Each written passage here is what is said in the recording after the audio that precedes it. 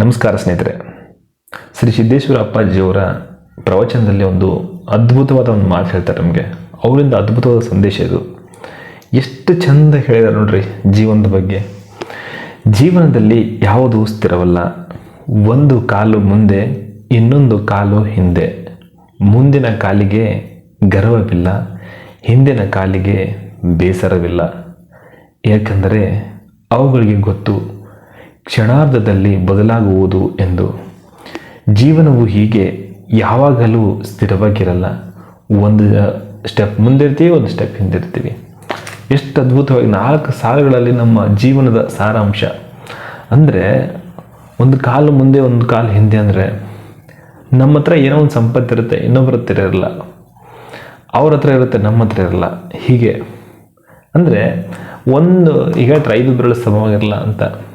ಅದನ್ನೇ ಡಿಫ್ರೆಂಟ್ ಆ್ಯಂಗಲಲ್ಲಿ ಸಿದ್ದೇಶ್ವರ ಅಪ್ಪಾಜಿಗಳು ಅವರ ನಾಲೆಡ್ಜ್ ಬೇರೆ, ಬಟ್ ನಾವು ಒಂದು ಮಾತಾಡಲ್ಲ. ಬಟ್ ನಮ್ಗೆ ಅರ್ಥ ಆಗಿದ್ದು ನಾನು ಹೇಳ್ತಿದ್ದೀನಿ, ಓಕೆನಾ.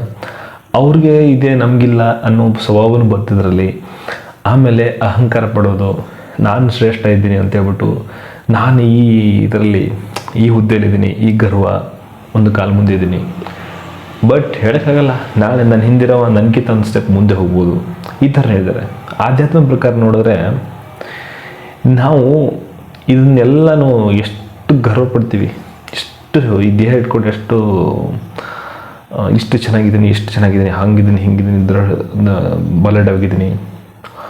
ಒಂದು ಸಾರಿ ಯಾರೋ ರೇಸ್ಲರು ತುಂಬ ಅದ್ಭುತವಾಗಿ ಹೇಳ್ತಾರೆ, ಅವ್ರು ಇಡೀ ವರ್ಲ್ಡನ್ನೇ ಎಲ್ಲರನ್ನೂ ಸೋಲ್ಸ್ಕೊಂಡು ಬಂದಿದ್ದಾರಂತೆ.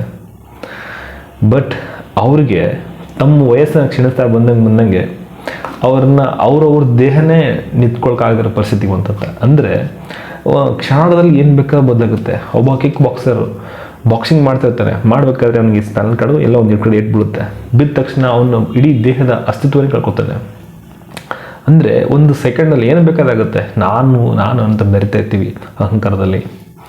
ಅದಕ್ಕೆ ಯಾರಾದರೂ ಮುಂದೆ ಹೋದ್ರೆ ಬೇಸರ ಪಡೋದಿಲ್ಲ, ನಾನು ಮುಂದೆ ಹೋದನ್ನ ಖುಷಿ ಪಡೋದಿಲ್ಲ. ಇರಂಗೆ ಇರೋದು, ಈಗ ಹೆಂಗಿದೀವಲ್ಲ ಹಾಗೆ ಪ್ರೆಸೆಂಟಲ್ಲಿ, ಓಕೆನಾ. ಕ್ಷಣದಲ್ಲಿ ಎಲ್ಲ ಬದಲಾಗೋಗ್ಬಿಡುತ್ತೆ ಜೀವನದಲ್ಲಿ.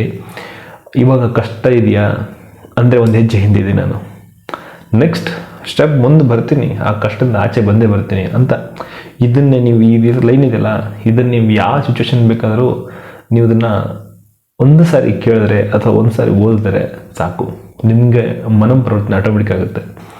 ನನಗಿದು ತುಂಬ ಅದ್ಭುತ ಲೈನ್ ಅನ್ನಿಸ್ತು. ಆ ಪ್ರವಚನ ಕೇಳಬೇಕಾದ್ರೆ ನನಗಿದು ತುಂಬ ಕಿವಿಯಲ್ಲಿ ಕೊರಿತಾ ಇದ್ದು, ಯಾವಾಗ ಹೇಳ್ತೀನಿ ಅಂತ ಇವತ್ತು ನಾನು ಅದನ್ನು ನಿಮ್ಮ ಮುಂದೆ ಹೇಳ್ತಾ ಇದ್ದೀನಿ, ಓಕೆನಾ. ಹೀಗೆ ಸಿದ್ದೇಶ್ವರ ಅಪ್ಪಾಜಿಯವರ ಪ್ರವಚನ ಕೇಳಿ ತುಂಬ ಅದ್ಭುತಗಳಿದ್ದಾವೆ. ಅವರಂತಲ್ಲ, ನಿಮ್ಗೆ ಯಾರಿಗೆ ಇಷ್ಟ ಆಗುತ್ತೋ ಅವ್ರದೆಲ್ಲ ಕೇಳಿ ಜೀವನದಲ್ಲಿ ಮುಂದೆ ಬನ್ನಿ ಅಷ್ಟೇ. ಧನ್ಯವಾದಗಳು.